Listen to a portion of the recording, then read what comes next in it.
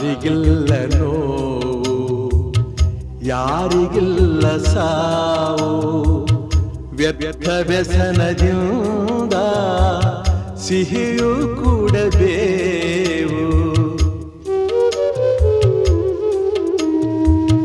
ಬಾಡುವೊಂದು ಸಂತೆ, ಸಂತೆ ತುಂಬ ಚಿಂತೆ, ಮಧ್ಯಮದಗಳಿಂದ ಚಿಂತೆ ಬೆಳೆಯುವುದಂತೆ. ಅಂಕೆ ಇರದ ಮನಸ್ಸನು ದಂಡಿಸುವುದು ನ್ಯಾಯ, ಮೂಕ ಮುಗ್ಧ ದೇಹವ ಹಿಂಸಿಸುವುದು ಹೇಯ.